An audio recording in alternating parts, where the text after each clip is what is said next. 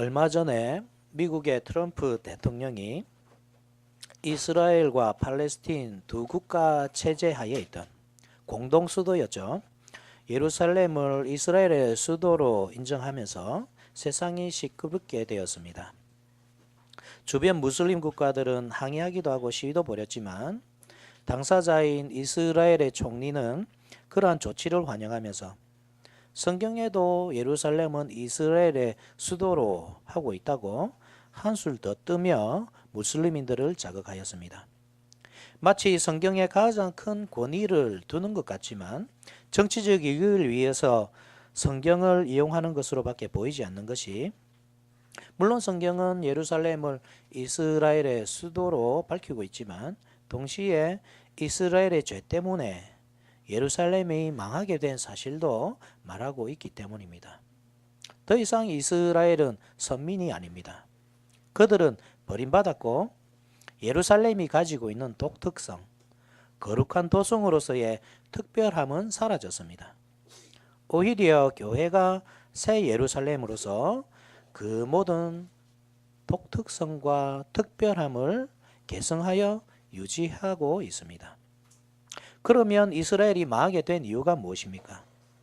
지금까지 말라기를 계속 살펴보았지만 그들은 하나님께 드리는 제사로부터 생활 전반에 이르기까지 하나님의 택하신 백성다운 모습을 보인 것이 단 하나도 없었습니다. 하나님 백성으로서 특권만 바라보았지 하나님을 진정으로 사랑함으로써 보여야 했던 언약적 의무의 짐은 전혀 지려고 하지 않았던 것입니다. 그 결과 그들의 삶은 피폐하게 되었고 종국에는 망하고 말았던 것입니다. 우리는 그들의 삶을 반면교사로 삼아야 합니다. 우리도 만약 그들과 같이 언약적인 의무들을 이행하기를 싫어할 때 원가지도 아끼지 아니하신 하나님께서는 접붙임 받은 가진 우리 또한 아끼지 아니하시고 찍어서 불에 태우실 것이기 때문입니다. 그러나 항상 남은 자는 있을 것입니다. 하나님은 심판하시는 가운데서도 하나님을 진심으로 사랑하시는 자를 찾으시고 구원하시기를 기뻐하시는 분이십니다. 말씀의 주제는 하나님은 의인과 악인을 구별하는 분이시다. 대지는 첫째, 의인을 구별하여 구원하시는 하나님. 둘째, 악인을 구별하여 심판하시는 하나님. 이 두 가지로 말씀을 전하도록 하겠습니다. 먼저 13절을 보시면 여호와가 이르노라 너희가 완악한 말로 나를 대적하고도 이르기를 우리가 무슨 말로 주를 대적하였나이까 하는도다. 너희가 완악한 말로 나를 대적하고도. 하나님께서 사람을 만든 목적은 하나님을 찬송하도록 하려는 것이었습니다. 이사야 43장 21절에 이 백성은 내가 나를 위하여 지었나니 나를 찬송하게 하려 함이니라. 하나님은 다른 누구도 아닌 자신을 위해서, 즉 그 백성들로부터 찬송을 받으시기 위해서 그 백성들을 찬송하셨고 그 모든 놀라운 일들을 행하셨습니다. 그들을 애굽에서부터 인도해내셨고 만나와 메추라기로 먹이셨으며 가나안 땅에 정착하여 나라를 이루며 살도록 도우셨다는 말입니다. 그런데 그들은 그러한 하나님을 찬송하기는커녕 다른 신들에게 가버렸습니다. 하나님께 대한 사랑을 버리고 이방 나라의 우상들에게 자신의 마음을 드렸습니다. 그 결과 나라는 망하게 되었고 바벨론에서 70년간의 종살이를 겪게 되었던 것입니다. 하나님은 그들이 변하기를 바라셨습니다. 바벨론 종살이를 시키신 이유가 그것입니다. 좀 더 하나님의 백성다워지라는 뜻이었습니다. 그러나 포로에서 돌아온 이후에도 그들의 삶은 변하지 않았습니다. 근성으로, 기계적으로 제사를 드렸고 경제적 논리가 그들의 삶을 지배하고 있었으며 혹시 이득이 있을까 하여 이방인들의 우상숭배 의식에 참여하기도 하였습니다. 또다시 하나님의 사랑을 저버린 것입니다. 하나님은 그들의 땅에 저주를 내리셨습니다. 메뚜기들을 부르셔서 그들의 곡식을 다 먹어치우도록 만드셨습니다.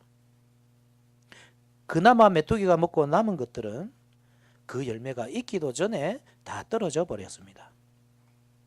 하나님을 버린 그들의 삶은 비참하기가 이를 데 없었습니다. 그러면 굵은 베옷을 입고 죄를 머리에 뒤집어 쓰고서 눈물을 흘리며 하나님께 나와야 할 텐데 그 마음은 마치 완악하여 멸망의 길로 내달렸던 애굽의 바로와 같이 스스로 더 완악하게 만들어가고 있었습니다. 그 저주의 모든 원인이 하나님께 있다며, 즉 자신들이 죄를 지어서 그런 것이 아니라 하나님이 정의롭지 못하기 때문에 그런 것이라며 대적하기를 멈추지 않았던 것입니다. 복음의 수호자로서 부름받은 그들은 복음의 대적자가 되었습니다. 말로서 하나님을 대적하였습니다. 14절과 15절 같이 한번 읽어봅시다. 시작.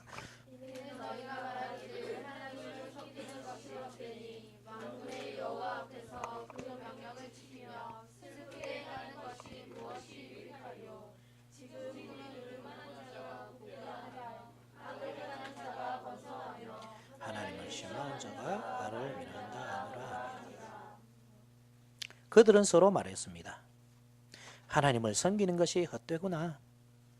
말씀에 순종해봐야 소용이 없더라. 금식해도 효력이 없고 오히려 하나님을 섬기지 않는 자들이 복을 받고 악을 행하는 자가 번성하더라. 도대체 하나님을 섬긴 보람이 없구나. 그들은 하나님을 자판기점으로 이해했습니다. 첫 번째 계명을 지키면 복 1개, 두 번째 계명을 지키면 복 2개. 그런 식으로 되어야만 하나님의 공의로우심이 드러난 것이라고 여겼습니다. 그런데 애초에 그것은 바른 신앙이 아니죠. 무엇을 바라고 신앙생활을 하고 무엇을 바라고 하나님을 섬긴다고 할 때에 그 안에 참된 사랑이 있을 수 있을까요? 하다못해 사랑과의 관계에서도 무엇을 바라고서 친절을 베푸는 사람이 있다면 자연히 멀리하게 되지 않습니까? 어떤 대가를 기대하면서 사랑을 하고 기대한 대가가 돌아오지 않으면 관계를 끊어버리고 그 속에 참 사랑이 있습니까? 여러분들 같으면 그런 사랑과 관계를 맺겠습니까? 그것은 바른 관계가 아닙니다. 바른 관계가 아니기 때문에 참된 신앙도 아닙니다. 하나님은 우리에게서 참 사랑을 원하십니다. 대가를 바라는 관계가 아니라 순수한 마음을 원하십니다. 이스라엘 백성들은 언약의 의무를 저버렸습니다. 하나님을 진실되게 사랑하지 않았습니다. 모든 신앙생활은 거칠애에 불과했습니다. 더러운 제물을 드리고 안식일에는 성전에 나오지만 다른 날에는 우상에게 가서 절을 하고 하나님을 정의롭지 못하다며 비난하고 그러면서 거칠애로라도 어쨌든 신앙생활은 했으니까 복을 주셔야 마땅하지 않습니까? 신앙생활을 일종의 거래로 이해했던 것입니다. 거기에다가 한마디 덧붙이죠. 하나님을 시험하는 자가 화를 면한다. 즉 하나님을 시험하는 자라도 심판을 받지 않는다더라. 지난 시간에 살펴보았듯이 10절에 만군의 여호와가 이르노라. 너희의 온전한 11조를 창고에 들여 나의 집에 양식이 있게 하고 그것으로 나를 시험하여 내가 하늘 문을 열고 너에게 복을 쌓을 곳이 없도록 붙지 아니하나 보라. 하나님의 말씀을 왜곡하는 것이죠.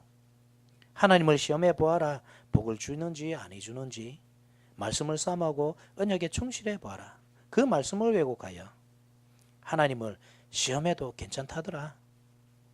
하나님을 시험하지 않는 의로운 우리는 저주 가운데 있는데 하나님을 시험하는 악한 자들은 저주도 피해간다고 하더라.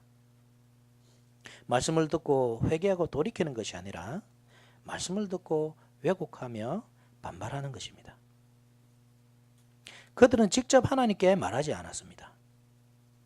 하나님께 직접적으로 대항할 미련한 사람은 없습니다. 그들은 삼삼오오 모여서 아무도 듣지 못할 작은 목소리로 마치 하나님께서 들을까 하여 복음에 대해, 하나님에 대해 비난의 말들을 수근거리고 있었던 것입니다. 우리의 삶이 왜 이럴까? 왜 이렇게 고달플까? 하나님을 섬겨봐야 소용없어. 우상숭배자들이 잘 되는 것만 봐도 그렇잖아. 하나님은 선지자들을 통해서 그들에게 임한 저주의 원인을 가르쳐 주셨고 복된 삶을 살 수 있는 방법을 알려주셨습니다. 그 말씀에 귀를 기울이지는 않고 자신의 방식대로 판단하고 있는 것입니다. 말씀이 그들의 삶을 해석해 줄 때 그것을 받아들이고 고칠 생각을 해야 하는데 그 해석은 틀린 해석이라고. 우리의 생각은 그것과 다르다고. 우리는 할 만큼 했지만 하나님께서 하지 않으신 결과라고 서로의 불신앙을 부추겼던 것입니다. 그것은 하나님을 진노케 하는 처사였고 하나님의 심판을 자취하는 행위였습니다. 그러나 그 가운데서도 하나님을 경외하는 사람들이 있었습니다. 16절에 그때에 여호와를 경외하는 자들이 피차에 말하매 여호와께서 그것을 분명히 들으시고 여호와를 경외하는 자와 그 이름을 존중히 여기는 자를 위하여 여호와 앞에 있는 기념책에 기록하셨느니라. 그때에 여호와를 경외하는 자들이 피차에 말하매 악인들은 피차에 하나님을 대적하는 말을 하였습니다. 순종하며 살아도 별 수 없다. 울며 금식하고 회개해도 달라질 것은 없다. 하나님은 이 세상 일에 관여하기를 싫어하신다. 그렇게 공동체의 믿음을 갉아먹고 있었고 서로의 불신앙을 부추기고 있었습니다. 그러나 의인들은 다른 한쪽에서 믿음의 삶을 독려함으로써 서로의 신앙을 돌보고 있었습니다. 잘못은 하나님이 아니라 우리에게 있습니다. 우리가 회개하고 돌이킨다면 하나님께서도 용서해 주실 것이고 우리에게 약속하신 복을 주실 것입니다. 이 두 가지 대화가 극명하게 대조를 이루면서 공동체 가운데서 이루어지고 있었습니다. 비록 하나님은 멀리 계신 것 같았지만 그 모든 대화 가운데에 참여하고 계셨고 다 듣고 계셨습니다. 악인들은 하나님에 대해 어차피 현실 세계에 개입하시기를 싫어하시는 분이시니까 아무리 악담을 해도 듣지 않으실 것이라 생각했습니다. 서로 불신앙적인 말을 해도 하나님을 대적하는 말을 해도 별로 신경 쓰지 않으실 것이라고 여겼던 것입니다. 그러나 의인들은 만사에 하나님을 의식하였습니다. 하나님께서 들으실 것을 알았기 때문에 그들의 대화는 신앙 고백적인 말들이었고 하나님께서 보실 것을 알았기 때문에 작은 행동 하나도 불신앙적으로 하지 않기 위해서 노력하고 애썼던 것입니다. 하나님은 그들의 생각대로 모든 것을 듣고 계셨고 모든 것을 보고 계셨습니다. 하나님은 목석 우상이 아니시기 때문입니다. 사람이 가장 비밀스러운 장소에서 나누는 가장 은밀한 대화까지 하나님은 듣고 계셨습니다. 아무도 보지 못하는 공간에서 하는 가장 은밀한 행동까지 다 보고 계셨습니다. 그리고 그것으로 한 사람 한 사람 믿음을 판단하셨습니다. 아무리 성전을 자주 출입하고 제사를 드리고 사람들이 많이 붐비는 곳에서 큰 소리로 기도를 해도 사람들이 보지 않는 곳에서 했던 그 모든 말들과 행동들이 그 사람의 믿음 없음을 고발하였습니다. 그는 악인이었습니다.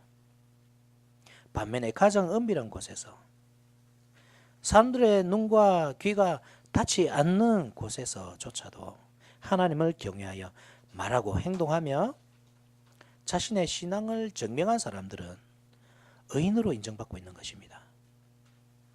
그때 여호와를 경외하는 자들이 피차에 말하며 이 말이 바로 그 말입니다. 그 다음에 무엇이라 합니까? 여호와께서 그것을 분명히 들으시고 하나님께서 분명히 들으십니다. 듣지 않으시는 분이 아니십니다. 보지 못하는 분이 아니십니다. 하나님은 인격적인 분이시고 어디든 그 백성들과 동행하는 분이십니다. 이스라엘 백성들이 고난 가운데 있을 때에 혼자 쉼을 누리신 분이 아니라 그 백성들과 함께 하시며 고난을 당하신 분이십니다. 이스라엘 백성들이 애굽에서 종살이하고 있을 때에 그들 가운데 계셨고 광야 생활할 때에도 함께 계셨습니다. 바벨론 유배 생활 중에서도 함께 유배 생활을 하셨고 포로에서 돌아올 때 함께 돌아오셨습니다. 신앙생활에 투자한 만큼 나오는 것이 없다고, 그래서 하나님의 다스리심은 없다고, 그 백성들 다스리기를 그만두셨다고 그 사랑을 의심하며 불신앙적인 말을 해서는 안 되는 이유가 여기에 있습니다. 하나님은 늘 그 백성들과 함께 하는 분이십니다. 따라서 하나님의 사랑을 의심하지 말고 힘든 가운데서도 말씀을 붙잡고 살아갈 때에 결국 모든 일을 선하게 이루시는 하나님의 신실하심을 믿어야 합니다. 그것을 믿고 하나님 앞에서 사는 사람이 의인입니다. 그 사람이 악인들에 비해서 더 의롭게 산다는 말이 아니라 본질적으로는 다 같은 죄인이라 하더라도 실천적인 믿음이 있다는 말입니다. 사람들에게 인정받는 것이 중요한 것이 아닙니다. 그러한 인정은 불신자들도 얼마든지 노력으로 얻을 수 있는 것입니다. 믿음 있는 척 하는 것은 쉬운 일입니다. 남들이 보지 않는 곳에서 하는 신앙이 참된 신앙입니다. 하나님은 그것을 인정해 주십니다. 인정하시고 상을 주시는데 16절 후반부에 여호와를 경외하는 자와 그 이름을 존중히 여기는 자를 위하여 여호와 앞에 있는 기념책에 기록하셨느니라. 먼저는 하나님의 기념책에 기록하신다는 것이죠. 기념책이란 기억나게 하는 책이라는 뜻입니다. 무엇을 기억나게 하는 책입니까? 그 사람의 행위들, 하나님 앞에서 한 그 모든 의로운 행위들을 기억나게 하는 책이라는 뜻입니다. 그것을 잘 이해하기 위해서 우리는 에스더서를 보아야 합니다. 유대인들이 페르시아에서 포로 생활을 할 때 에스더의 삼촌이죠, 모르드게는 우연히 반역자들의 계획을 들어서 알게 되었습니다. 그는 그것을 아하수에로 왕에게 고발하죠. 아하수에로 왕은 모르드게가 알려준 정보로서 그 반역을 사전에 막을 수 있었습니다. 그리고 그 사건을 왕궁 일기에다가 기록해 놓았습니다. 에스더서 2장 21절에서 23절을 보면 모르드게가 되골문에 앉았을 때에 문을 지키던 왕의 내시 빅단과 데레스 두 사람이 원한을 품고 아하수에로 왕을 암살하려는 음모를 꾸미는 것을 모르드게가 알고 왕후 에스더에게 알리니 에스더가 모르드게의 이름으로 왕에게 아뢰니라. 조사하여 실정을 얻었으므로 두 사람을 나무에 달고 그 일을 왕 앞에서 궁중일기에 기록하니라. 얼마 안 있어서 그 사건은 잊혀졌고 모르드게의 이름도 잊혀지는 듯 하였지만 어느 날 밤 잠이 오지 않아서 왕은 그 일기를 다시 찾아 읽게 되었고 그 사건을 떠올렸습니다. 그리고 뒤늦게 모르드게에게 상을 내렸습니다. 그런 식입니다. 하나님께서 그런 식으로 의인들의 선한 행위를 잊지 않기 위해서 하나하나 다 보상하기 위해서 기록해 놓는다는 말입니다. 그것은 물론 기억력의 한계 때문에 그렇게 하신다는 말이 아니죠. 상징적인 표현입니다. 절대로 잊지 않겠다는 의지의 표현입니다. 그리고 때가 되면 잊지 않고 상을 주실 것입니다. 이방인의 왕들이 주는 것과는 비교도 할 수 없는 영광을 주실 것입니다. 17절 같이 한번 읽어봅시다. 시작. 만군의 여호와가 이르노라.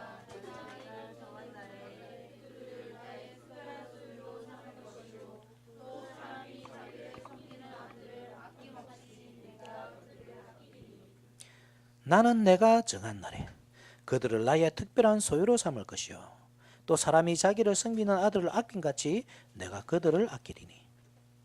나의 특별한 소유 할 때 소유는 특별한 보물입니다. 즉 하나님은 그 백성들을 특별한 보물, 하나님의 재산으로 여기신다는 말입니다.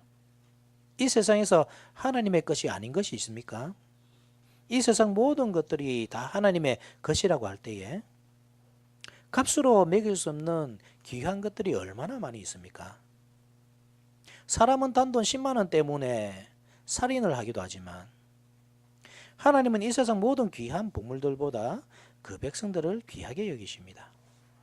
하나님께서는 물방울 다이아몬드나 피카소의 그림이 아니라 아무 보잘것없는 저와 같은 사람들, 여러분들과 같은 사람들을 특별한 보물들로 이 사람들은 내 것이다 말씀하신다는 말입니다.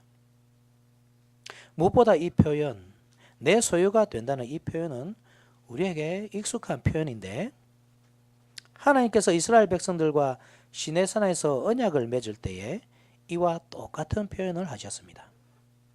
즉 출애굽기 19장 5절에 요건 같이 한번 찾아봅시다. 출애굽기 19장 5절.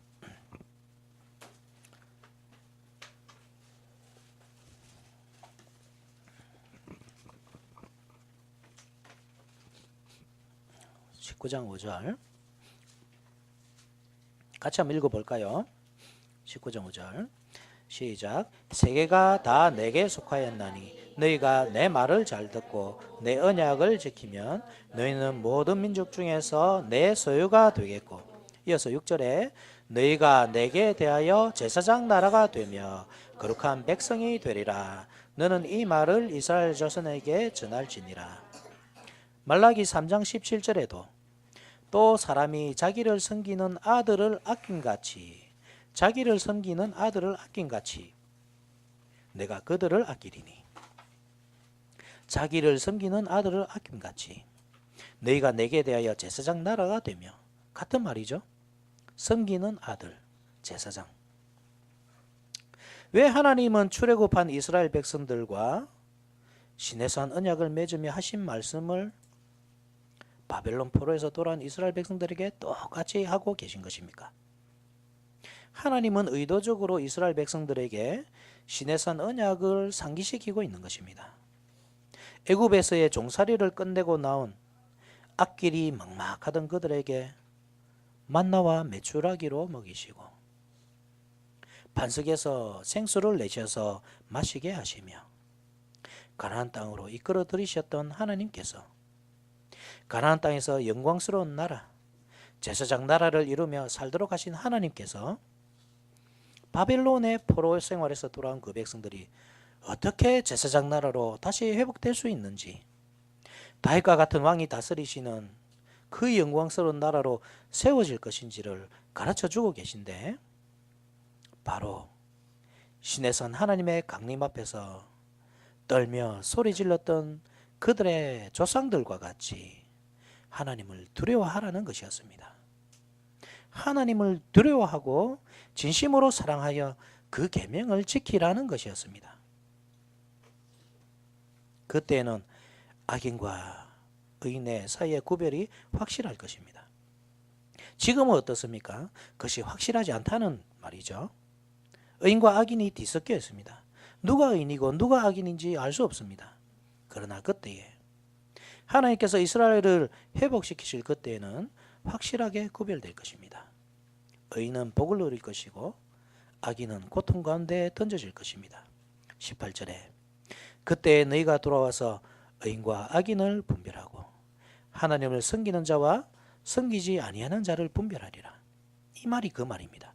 지금은 비록 의인과 악인을 구별할 수 없지만, 눈으로 구별한다는 것이 불가능한 상황이지만 언젠가 명백하게 드러날 날이 이를 것입니다. 하나님께서 예정하신 날이 이를 때 쭉정이를 알곡에서부터 분리해내어 알곡은 하나님의 곳간에 드릴 것이고 쭉정이는 영원히 꺼지지 않는 불에 태워질 것입니다. 그러한 논리로 사장이 이어지는 것입니다. 두 번째 대지입니다. 하나님께서는 구별된 악인들을 심판의 불구덩이에 던져 넣으실 것인데 4장 1절을 보십시오. 만군의 여호와가 이르노라. 보라, 용광로 불같은 날이 이르리니 교만한 자와 악을 행하는 자는 다 지푸라기 같을 것이라. 그 이르는 날에 그들을 살라 그 뿌리와 가지를 남기지 않을 것이로되. 용광로 불같은 날은 이스라엘 백성들이 포로 생활하던 시기를 떠올리도록 하는 것이죠. 이스라엘 백성들은 쇠풀무 애굽에서 불풀무 바벨론에서 단련의 시간을 가졌습니다. 평상시보다 7배나 더 뜨거운 풀무불 속에서도 살아남았습니다. 다니엘의 세 친구를 떠올려 보십시오. 그들이 풀무불에서 살아남은 것은 하나님께서 특별하게 이 세 친구만 사랑하셔서 구원해 주셨다 하는 사실을 가르쳐 주시려는 것이 아닙니다. 풀무불과 같은 바벨론에서 종살이하고 있는 이스라엘 백성들이 결국에는 하나님의 은혜로 살게 될 것임을 상징적으로 보여주는 장면입니다. 즉 이스라엘 백성들은 다니엘의 세 친구가 평상시보다 7배나 더 뜨거운 불풀무에서 살아나왔듯이 불풀무 바벨론에서 불에 타기는커녕 오히려 정금과 같이 단련되어서 나올 것입니다. 그러나 알곡이 그렇다는 것이고 가라지들은 결코 그것을 견디지 못합니다. 조그마한 불꽃에도 살라져서 흔적도 없이 사라지고 말 것입니다. 그날은 불풀무 바벨론의 때와 같은 또 다른 시험의 때일 것입니다. 참 신자와 거짓 신자가 구별되는 날일 것입니다. 다 같이 고린도전서 3장을 찾아봅시다. 고린도전서 3장 10절과 15절, 10절에서 15절 말씀입니다.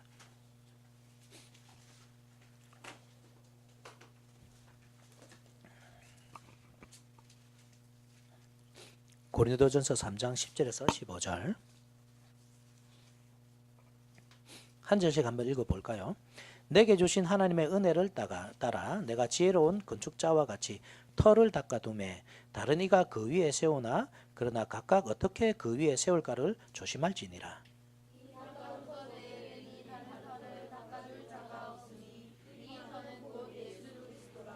만일 누구든지 금이나 은이나 보석이나 나무나 풀이나 지프로 이 터 위에 세우면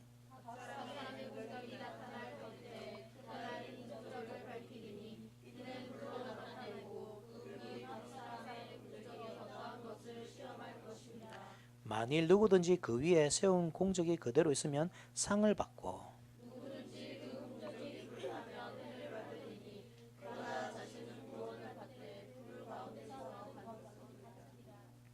그리스도인들이 수고로이 교회를 세울 때에 모든 교회가 하나님께 인정을 받고 구원을 얻는 것이 아니고 그 공적을 시험받는 때가 이를 것인데 예수 그리스도라는 바른 터 위에 세워진 교회는 심판의 날에 구원을 받게 될 것이지만 바르지 못한 터 위에 거짓 복음이죠. 그 위에 세워진 교회는 결국 불에 타서 사라질 것이라는 것에 대한 말씀입니다. 바로 그 말이죠. 용광로 불같은 날이 이르리니. 용광로 불이라는 것은 참 신자들에게는 단련하는 불입니다. 이스라엘 백성들이 애굽에서 노예 생활을 한 것이 새 풀무에서 단련되던 시기였다는 말입니다. 여호와께서 너희를 택하시고 너희를 새 풀무불 곧 애굽에서 인도하여 내사 자기 기업의 백성을 삼으신 것이 오늘과 같아도 신명기 4장 20절. 그러한 단련의 시기가 교회에게도 이를 것이라는 말씀입니다. 단련의 시기가 닥치면 바른 복음의 터 위에 서 있는 성도들, 그래서 연단의 훈련이 되어 있는 참 성도들은 그 불에 타지 않고 오히려 정금과 같이 되어서 나올 것이지만 그렇지 않은 사람은 그는 성도가 아닙니다. 알곡 가운데 섞여 있지만 가라지입니다. 찌푸라기입니다. 그렇기 때문에 불에 타버릴 것입니다. 지금은 구분되지 않지만 그날에는 확연하게 드러날 것이라는 말씀입니다. 예수님께서 십자가에 달려 돌아가시자 초대 교회는 박해의 광풍이 불어닥쳤습니다. 처음에는 유대인들이 시작하였죠. 그리스도인들을 잡아 때리고 가두고 심지어 죽이기까지 하였습니다. 예수님의 12제자 중에 야고보가 가장 먼저 순교하였습니다. 이어서 로마의 박해가 시작되었습니다. 313년 기독교가 공인되기까지 박해는 300년 동안이나 이어졌습니다. 의인들은 죽임을 당했고 악인들은 살아남았습니다. 이 말라기 예언과 정반대되는 상황이 펼쳐지는 것 같았습니다. 신앙 고백을 포기하지 않던 의인들은 죽임을 당하고 애초에 신앙이 없어서 쉽게 포기해버리는 악인들은 목숨을 연명해 갈 수 있었습니다. 이 상황을 어떻게 설명해야 합니까? 만약 말라기 시대의 이스라엘 백성들처럼 불신앙적인 눈으로 이 상황을 바라보게 될 때 이러한 역사는 이해하기 어려울 것입니다. 왜 악인이 잘되고 의인이 고난을 당합니까? 똑같은 질문을 우리도 하게 될 것입니다. 신앙생활은 거래가 아니죠. 돈 500원 넣으면 커피 한 잔이 뚝 떨어지는 자판기가 아닙니다. 이 세상에서 잘되기를 꿈꾸면서 신앙생활을 하면 안 되고 이 땅에서 당하는 고난 때문에 하나님을 원망하거나 떠나는 것은 참된 신앙인의 자세가 아닙니다. 비록 고난의 시기에 악인들이 끝까지 살아남는 것 같지만 그들은 이미 하나님의 생명책에서 지워져 버렸습니다. 의인은 죽는 것 같지만 죽는 것이 아니라 영원한 하늘나라를 상속받게 되었습니다. 성도가 연단받는 이유는 성전의 재료가 되기 위함입니다. 성전의 재료는 아무 것이나 될 수 없고 오직 정금이나 보석으로만 될 수 있기 때문입니다. 앞서 의인들을 내 소유라고 표현한 이유도 그와 같은 이유입니다.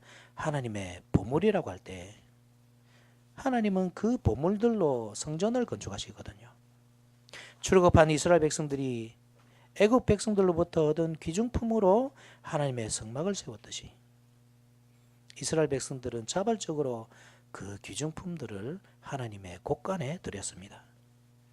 하나님의 재산이 되었습니다.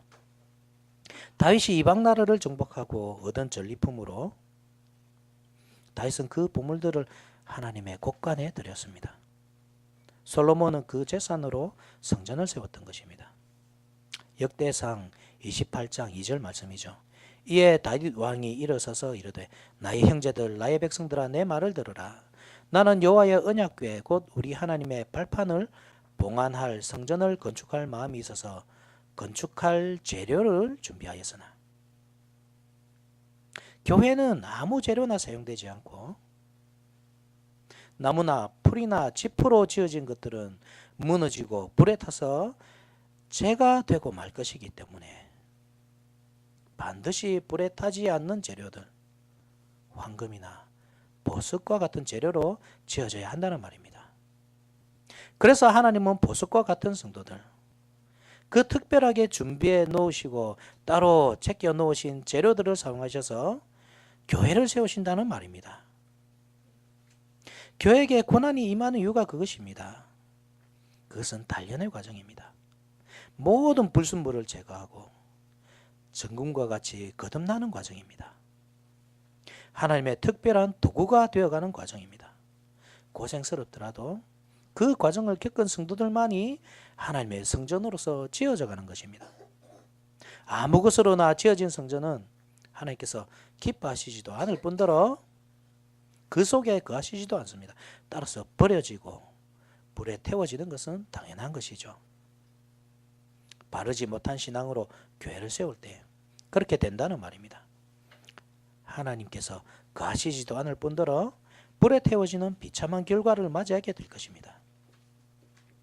하나님께서는 바른 신앙의 터전 위에 세워진 참된 교회에게는 약속을 주시는데 2절에 내 이름을 경외하는 너에게는 공의로운 해가 떠올라서 치료하는 광선을 비추리니 너희가 나가서 외양간에서 나온 송아지같이 뛰리라. 악인들을 태워버리던 그 불은 의인들에게 치료하는 광선이 될 것이라는 약속입니다. 여기서 광선이라는 원래 날개라는 뜻입니다. 공의로운 태양은 물론 예수 그리스도시죠. 아기 예수께서 탄생하실 때 동방박사들은 큰 광명체를 보고서 찾아왔습니다. 요한복음에서는 예수님을 빛이라고 표현하고 있고 요한계시록에서는 예수님을 광명한 새벽별로 소개하죠. 나 예수는 교회들을 위하여 내 사자를 보내어 이것들을 너에게 증언하게 하였노라. 나는 다윗의 뿌리요 자손이니 곧 광명한 새벽별이라 하시더라.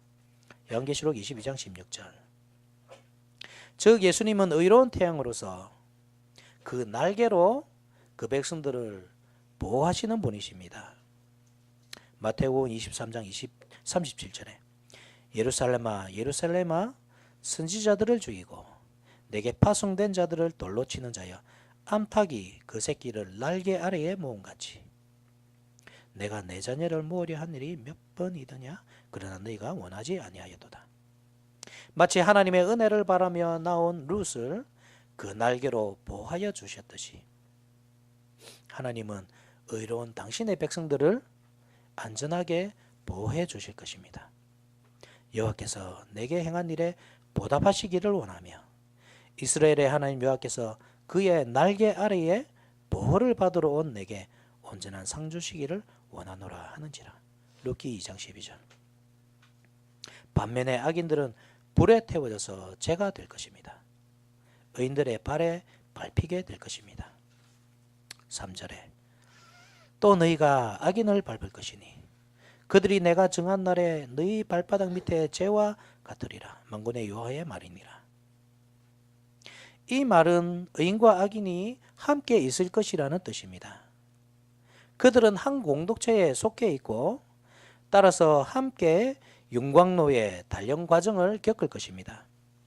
그때의 의인들은 불에 타는 것이 아니라 오히려 그 보호의 날개 아래에서 치료받게 될 것이고 즉 정금이 될 것이고 악인은 불에 탈 것입니다. 그래서 죄만 남게 될 것입니다. 죄만 남을 것이기 때문에 의인들의 발밑에 밟히게 될 것입니다. 결국 이스라엘 백성들이 기억해야 할 것은 시내산 언약입니다. 하나님께서 그들을 어떻게 애굽에서 인도해 주셨고 광야 생활을 할 수 있도록 도우셨으며 가나안 땅을 선물로 받아 하나님 나라를 이루며 살 수 있었는가를 기억하는 것입니다. 4절에 너희는 내가 호렙에서 온 이스라엘을 위하여 내 종 모세에게 명령한 법 곧 율례와 법도를 기억하라. 그것은 하나님의 말씀을 기억하는 것입니다. 이스라엘 백성들로 하여금 지키도록 주신 그것을 지키며 사는 것이 구원받은 백성들의 마땅한 길임을 가르쳐 주신 언약의 모든 말씀들을 지키며 사는 것입니다. 그러지 않을 때 심판은 피해갈 수 없게 될 것입니다. 하는 척 하라는 것이 아닙니다. 무미건조하게 율법만 지키면 된다는 말이 아닙니다. 율법의 강령이 무엇이죠? 율법의 참된 뜻이 무엇입니까? 하나님 사랑이지 않습니까? 결국 하나님께서 요구하시는 것은 하나님께 대한 참된 사랑입니다. 대가를 바라는 신앙이 아니라 아무런 이득이 없어도 하나님을 사랑하는 것입니다. 그것이 참된 신앙입니다. 하나님은 그 날이 오기 전에 돌이킬 수 있도록 기회를 주실 것인데 엘리야 선지자를 앞서 보내실 것입니다. 5절과 6절 같이 한번 읽어봅시다. 시작.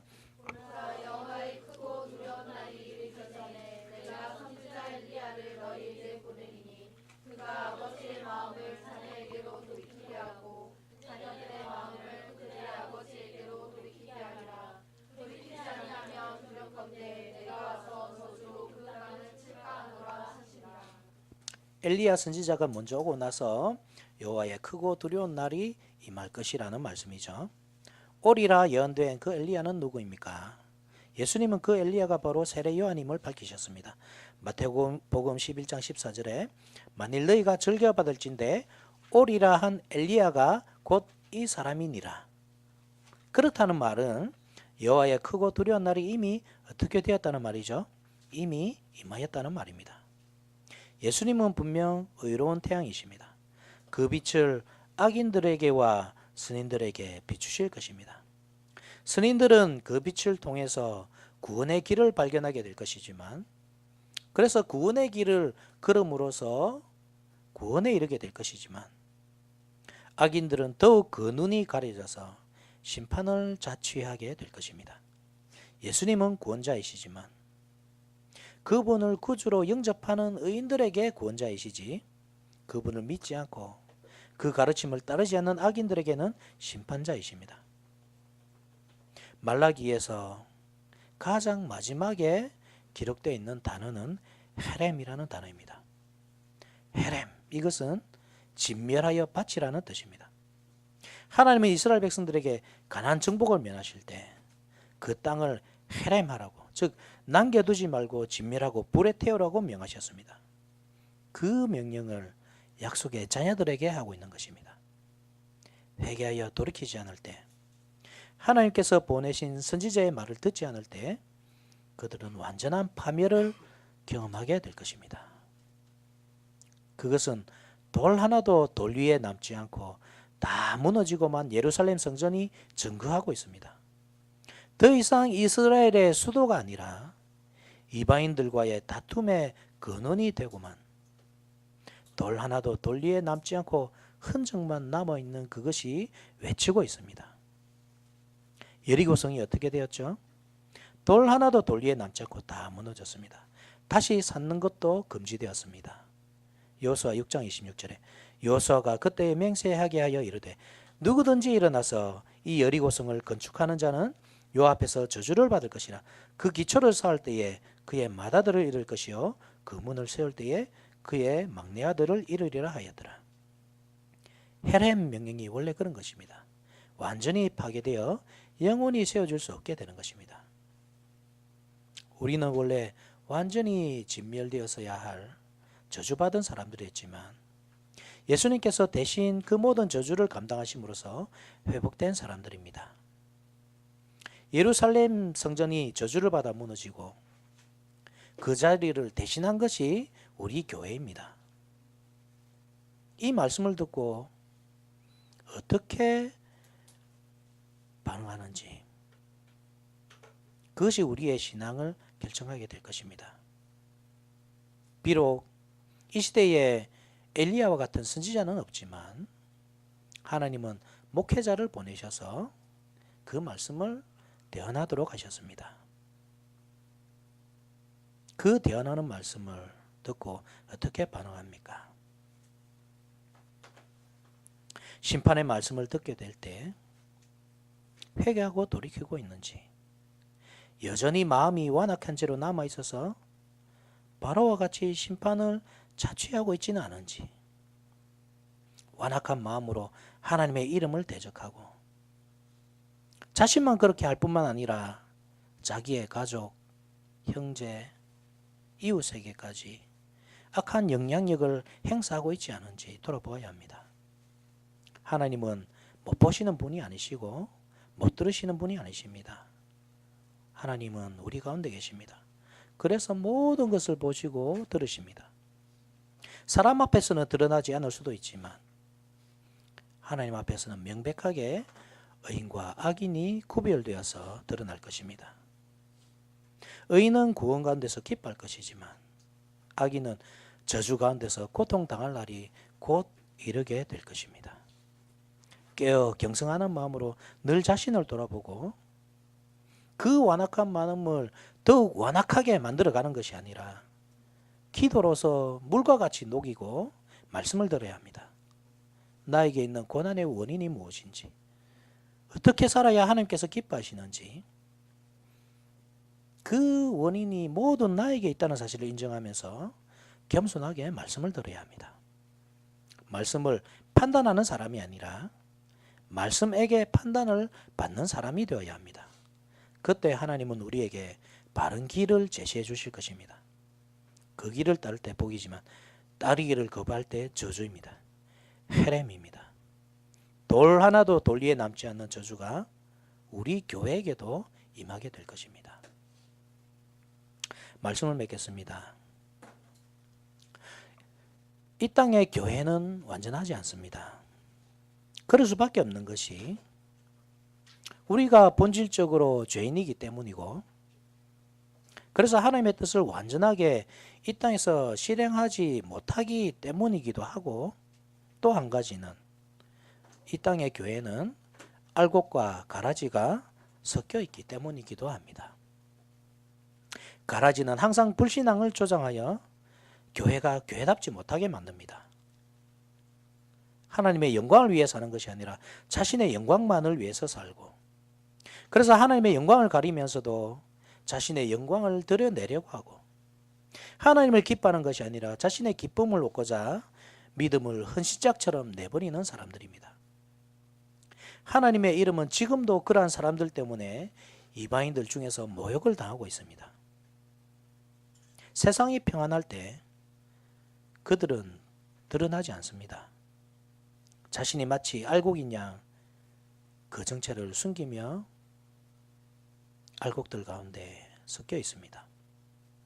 그러나 고난의 불불무불에 연기가 나기 시작할 때 그들은 견디지 못하고 그 정체를 드러내고 말 것입니다. 이 땅에서는 고난이 끊이지 않죠.